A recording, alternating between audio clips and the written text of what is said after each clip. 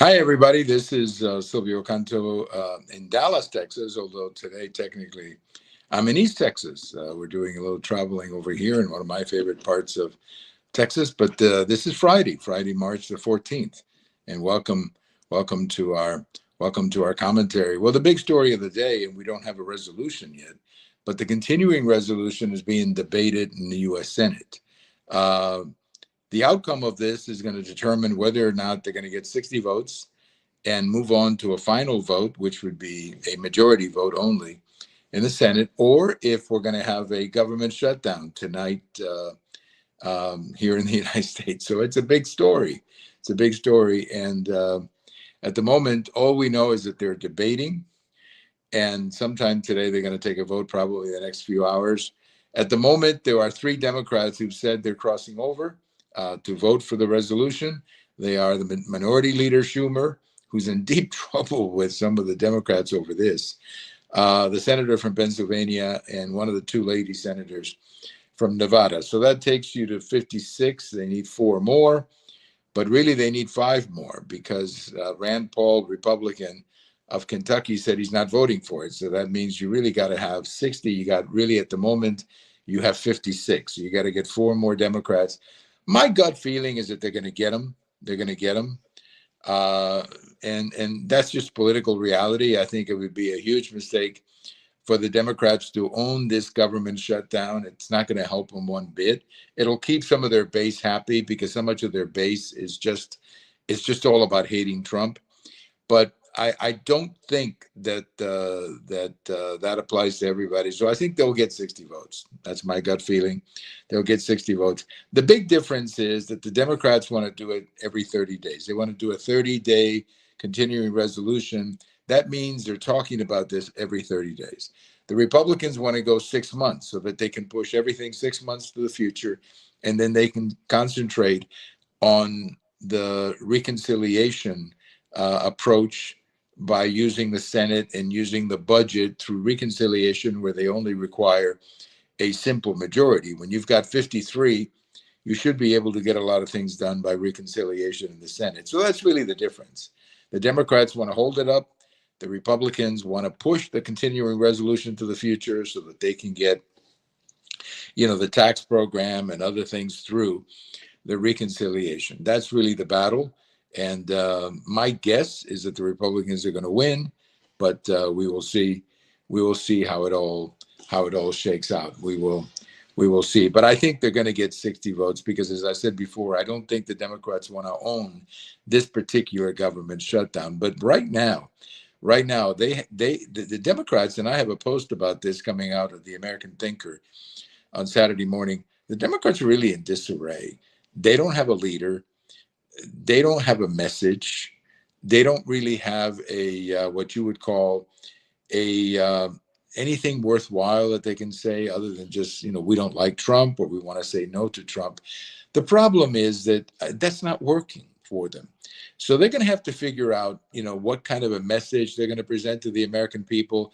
And they're going to have to find out, hey, look, we need something better than just saying no.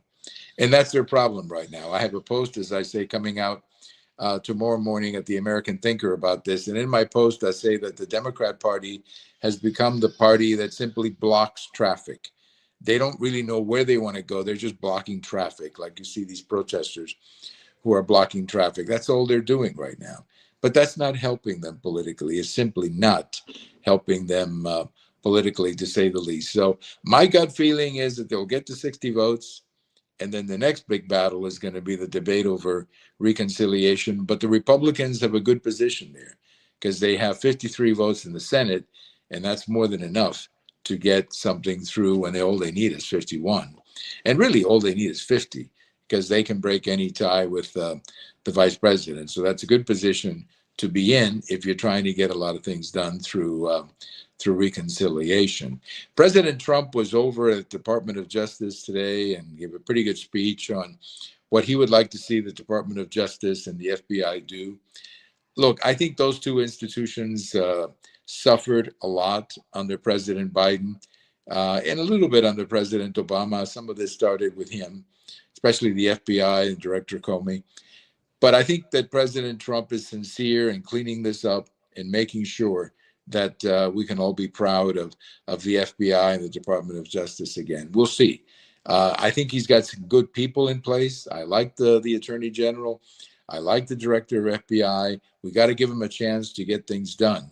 But I like it. I like the team. And when you've got the right team, I think you've got a pretty good chance of succeeding in what you're doing. And let's hope that that is exactly what happens. But you know, one of the problems, and I think this hurt the country a great deal, and it was, I believe, a factor in the 2024 election. Not a major factor. It was not the deciding vote, because I think the economy and immigration, the border, were more important factors. But I do think a lot of people had my position, my attitude, that they didn't want to see the United States turn into a banana republic. What is a banana republic? Where justice is basically used against your political opponents. And many of us who came from countries where that was the case, we recognize it. We recognize it. And I think what was done to President Trump in New York, those cases that were thrown against him, and you know, the way that the Department of Justice was used to target him for purely political reasons, I think that should never happen again. That should never happen again. I don't care if it's a Republican or Democrat. This goes beyond that.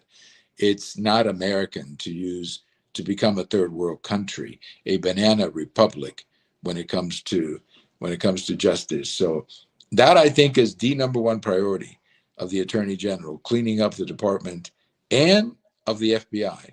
The FBI also was politicized, and that's a shame, because that's a great organization. And all of us have friends who work in the FBI, and I can tell you they're great people. They're very committed. And it's a shame that they were put through this kind of, I think, dirty situation when it was all being used to go after President Trump. That was a terrible injustice that was done to, not just to Trump, but really to the system in general. Mr. Trump today also talked a great deal about crime and supporting law enforcement. Look, that's an important matter. A lot of good police officers in the country today sometimes wonder if the political class is supporting them or stabbing them in the back. This is one of the reasons, I think, why they're having so many problems recruiting police officers in many of these cities, because you know, you work as a police, you do all the hard work, you're putting your life on the line every single day. You go out in the streets, you're dealing with some very bad people. You take them to the jail, and you put them in front of a judge, and the judge releases them. Well, that doesn't make any sense. That doesn't make any sense. Some of those people have got to stay locked up if necessary, whatever it takes. If you got to build more jails, we'll build them. But many of these people shouldn't be in the streets. And that's one of the great failings, I think, of justice here over the last few years. All these judges who are putting people out in the streets, well, that's not good.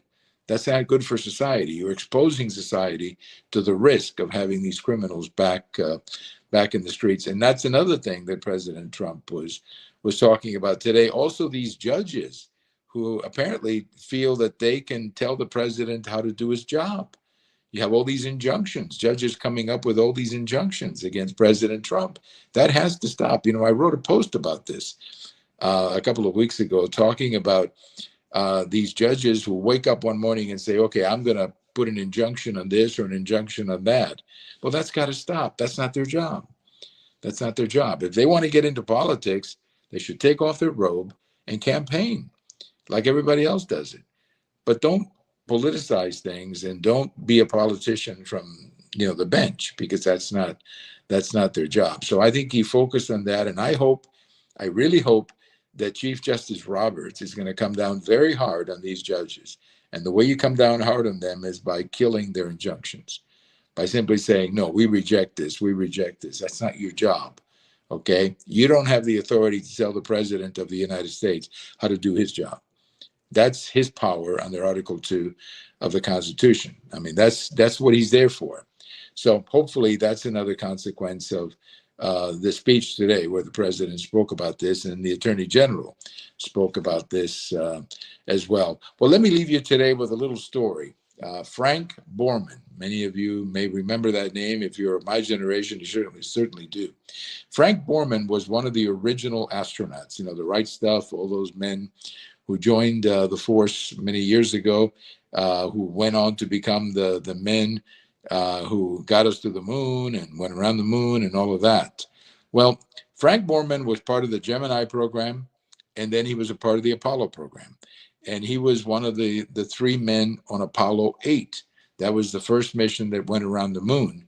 And they took that picture of the Earth that became very famous.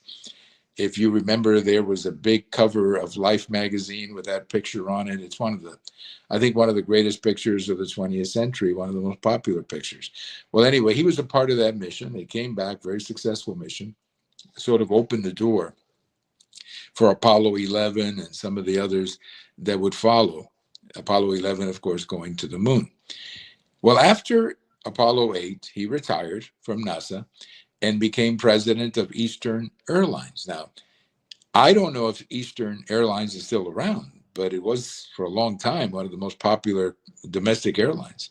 And he became the president of that airline. And if you remember watching TV in the 1970s or 1980s, there was Frank Borman. He was like the face of Eastern Airlines. You know, he would do the commercials and tell you about the airline, why you should fly it.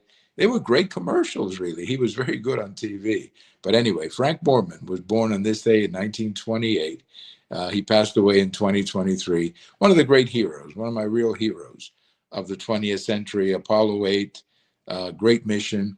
And he was just a great guy from everything that we know about him. I think he was a Navy veteran, but I'm not Air Force or Navy veteran. I don't remember. But he had a great military service. And of course, he was one of the great astronauts. And then he became the president of Eastern Airlines, and an entire generation of people like me.